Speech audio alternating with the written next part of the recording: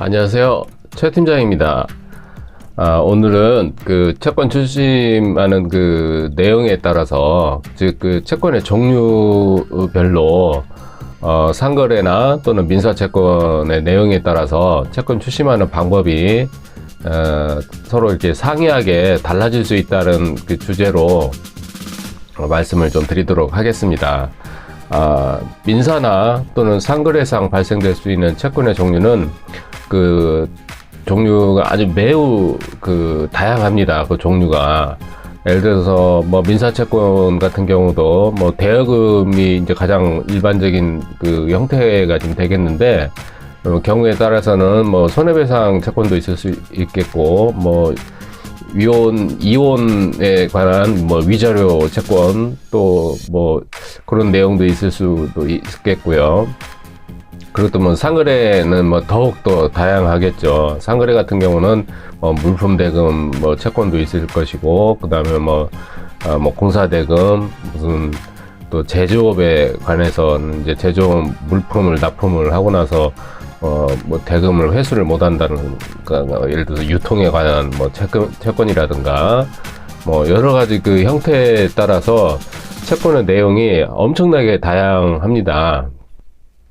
그렇기 때문에 이 채권의 그 성질이나 내용에 따라서 이 출심하는 방법이 아주 천편일률적으로 다르기 때문에, 일반적인 아주 뭐 간편한 채권 출심하는 방법을 써서는 그 채권 회수가 안 되는 경우가 거의 대부분입니다. 그러다 보니까 채권자가 일반적인 내용, 그냥 뭐 단순히 통장 압류 뭐 이 정도만 가지고서는 채권 회수를 하기가 상당히 어렵습니다. 통상적으로 채권자가 이제 할 수 있는 행위는, 일반적으로 채권자가 채무자에게 채무 변제를 하라고 이제 독촉 행위를 하다가 채무자가 이제 변제를 하지 않으면은 이제 간단하게 뭐 지급 명령을 신청을 한다든가, 또는 뭐 민사소송 행위를 이제 진행을 해서 판결문을 얻어서 이제 강제 집행을 이제 진행을 하는데, 가장 일반적으로 할 수 있는 게 이제 은행 통장 압류를 이제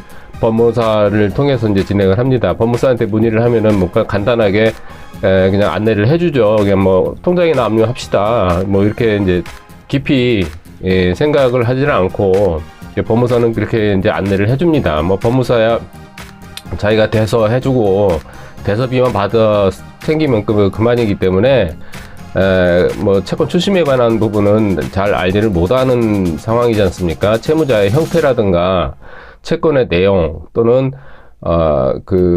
채권의 성질이라든가 채무자의 상황, 뭐 이런 신용도 뭐 이런 거를 고려치를 않고 그냥 단순히 자기 대서료만 이제 받아 챙기는 뭐 형태로서 그냥 단순히 그런 형식으로만 안내를 하기 때문에 첫 단추를 못 깨는 경우가 상당히 많습니다. 그렇다 보면은 채무자한테 결국에는 채권 출심 강제 집행이 지금 들어오는구나 라고 뭐 고지해 주는 것밖에는 안 되는 거예요. 결국에는 대비를 하라는 정도밖에 안 됩니다. 그러면은 예를 들어서 은행 통장 압류를 했는데 결국에는 그 통장에 잔고가 없었어요. 뭐 개설은 돼 있었는데, 그러면은 채무자한테 대비를 하라고, 강제 집행에 대해서 대비를 하라고 알려주는 것밖에는 없습니다. 채무자가 뭐 통장에 꼭 하나만 있으라는 법은 없지 않습니까? 대한민국은 자유국가인데 통장은 뭐 여러 군데 만들 수가 있는 거 아닙니까? 그러면 A라는 통장에 압류가 돼 있으면 B라는 통장을 쓸 수도 있는 거고요. 그렇기 때문에 그런 행위는 상당히 하시면 안 됩니다. 그래서 채권 출심을 진행을 하기 위해서는 종합적으로 판단을 해서 그 통장 압류도 채무자가 어디 은행을 어디 쓰고 있고 전체적인 금융 정보를 전체를 알아가지고 이렇게 통장 압류를 진행을 하셔야지, 무슨 A라는 은행을 내가 알고 있으니까 거기 은행만 이렇게 묶는다든가 이런 행위를 해서는 채무자한테 이거 강제 집행이 들어오는구나 라는 정보만 알려주는 꼴밖에는 안 되는 거예요. 그래서 대비를 하게끔 해주는 것밖에는 안 되기 때문에, 그렇게 해서는 채권 출심이 원활하게 이루어지지가 않습니다. 그리고 또 은행 압류 이외에 채권 출심하는 방법이 상당히 다양합니다. 그 업종이나 채무자의 그 업종이나 업태에 따라서 채권 추심하는 방법이 상당히 다양하기 때문에 꼭 굳이 은행 압류는 가장 일반적인 형태의 채권 추심 형태이고, 뭐 채권 채무자의 업종이나 업태가 뭐 공사대금이냐 또는 뭐 유통업이냐 또 뭐 제조업에서 나가는 물품 대금이냐 뭐 이런 거에 따라서 압류하는 형태가 뭐 제3채무자를 압류를 하는 경우도 있고요.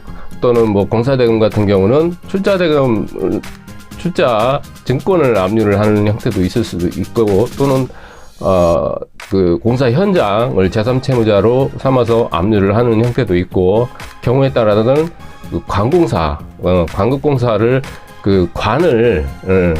관을 압류를 하는 경우도 있습니다. 그렇기 때문에 종합적으로 판단을 해서 이렇게 채권 추심을 진행을 해야 되는 것이지, 그냥 단순하게 판결문이 나왔으니까 은행 통장 압류하면은 돈을 받을 것이다, 이렇게 단순한 생각을 가지고 채권 추심을 진행을 하는 것은 상당한 오류를 범할 확률이 상당히 높습니다. 결국에는 첫 단추를 잘 꿰어서 종합적인 판단을 해서 채권 추심을 이렇게 진행을 하셔야, 채무자를 꼼짝 못하게끔 만들어야 그게 채권 회수가 한 번에 되는 것이지, 그렇지 못하면 한번 삐끗하게 되면은 채무자로 하여금 도망가게끔 만들어주는 효과밖에는 없는 거예요, 그 자체가. 그래서 채권 회수를 하는 전문가를 찾아서 상담을 해보시고, 채무자의 신용이라든가 그 다음에 금융기관이 어디를 쓰고 있고, 신용카드는 어디에 발급이 되어 있고, 주거래은행은 어디인지, 그리고 뭐 부동산은 어디에 소유를 하고 있는지, 이런 거를 종합적으로 판단을 해서 압류는 어디를 압류를 하고, 또 동시에 법 집행은, 강제 집행은 어떻게 진행을 해서 순서를 ABC를 어떻게 잡아서 들어가야 되는 건지를 종합적으로 평가를 해서 진행을 하셔야 되는 거지, 그냥 무슨 법무사한테서 물어보고 뭐 통장에 압류합시다 뭐 이런 식으로 진행을 하시는 거는 실패할 확률이 거의 99.9%라고 보시면 되겠습니다.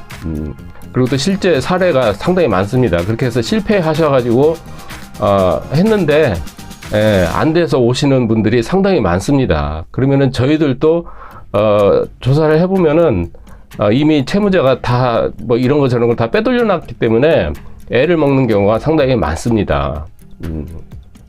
자, 그래서 결론은 채권 추심하는 방법은 상당히 의외로 채권자들께서 아시는 것보다는 다양하고, 아주 방법들 자체가 채권의 종류에 따라서 엄청나게 형태를 달리하기 때문에 처음에 강제 집행을 할 때 첫 단추를 잘 꿰어서 첫 출발선에서 잘 출발을 해야 한 번에 깨끗하게 채권 회수를 할 수 있다라는 점을 잘 이렇게 숙지를 하고 계셔야 한다는 점을 강조를 드리면서 이번 영상을 마치도록 하겠습니다. 감사합니다. 최 팀장이었습니다.